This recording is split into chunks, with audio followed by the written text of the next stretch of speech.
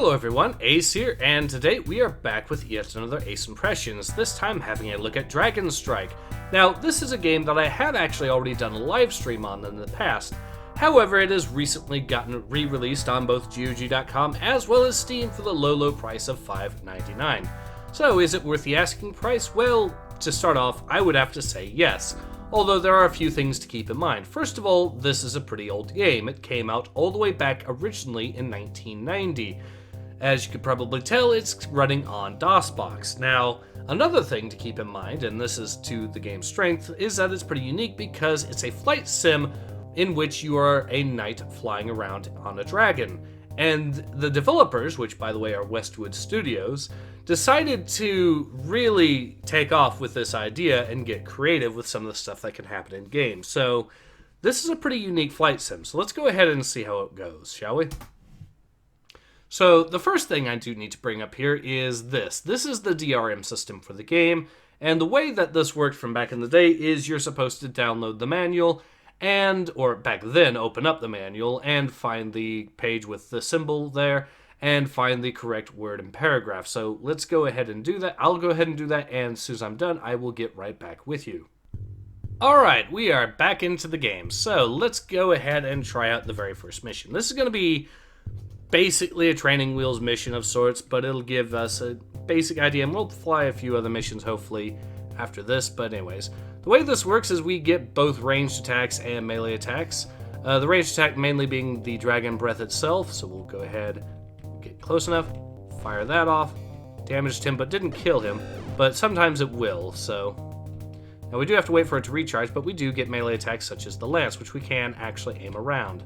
Though I'm not going to really need that right here.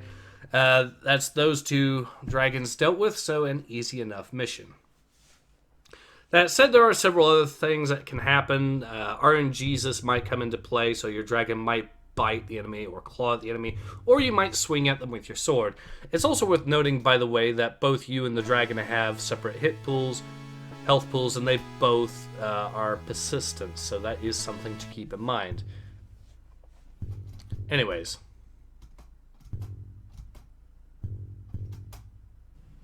so let's carry on.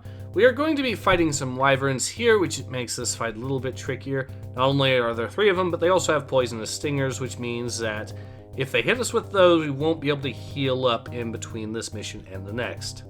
So like I said, we can move the lance around and give ourselves a better chance to hit these guys if necessary.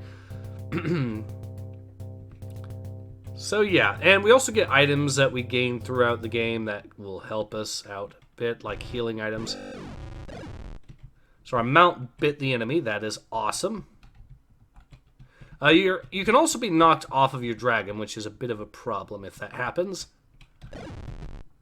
And, okay, the wyvern stung us, but at least it hit the dragon.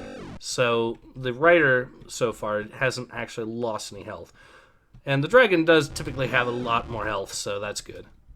Or at least he'll survive. So, we just dealt with 3 wyverns. That should be the mission complete there. But things like you can actually be knocked off the mount, and if that happens, you'll slowly fall to the ground. If you hit the ground, you die. But there's also always the chance that your dragon will be able to fly down and pick you up and save you. And that is pretty awesome that they have stuff like that happen. So we'll go ahead, and what we will do is do this mission. This is a pretty, this is a mission against one enemy, but it's supposed to be a tougher enemy, so we'll see how this goes. You do get more powerful dragons, or the option to get more powerful dragons with more powerful breath and can fly faster and whatnot. The trade-off is that when you do, you enter orders that are a bit harder you get harder missions, so there's also more mission variety. So yeah, something pretty interesting as far as how they're doing this, or how they did this anyways. So, like I said, a game that is, in my opinion, worth actually having a look at. Plays surprisingly well, although the controls can be a little bit confusing for new time players. What I'm using here is essentially, I'm using the keypad to actually move the dragon.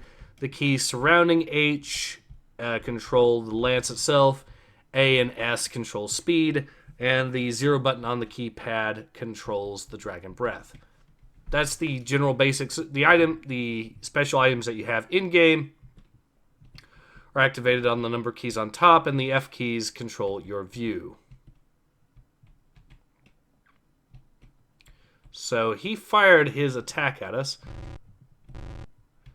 We hit him with our breath. He missed with his. And we got clawed by the enemy, but it was our dragon again, so that's... And we got him. Alright.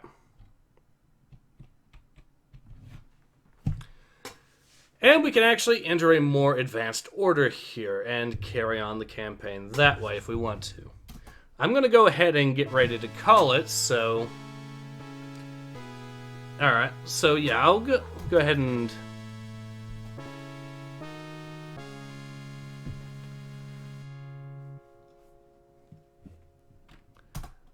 Alright, what we'll do is we will actually enter the new order, but we'll go ahead and call it here, so... So yeah, is this game worth the asking price? In my opinion, yes. Of course, that depends heavily on if you're a fan of old school style games that came out on DOS. But yeah, in any case, this has been Ace. Hope to see you guys again soon. Take care. Ace out.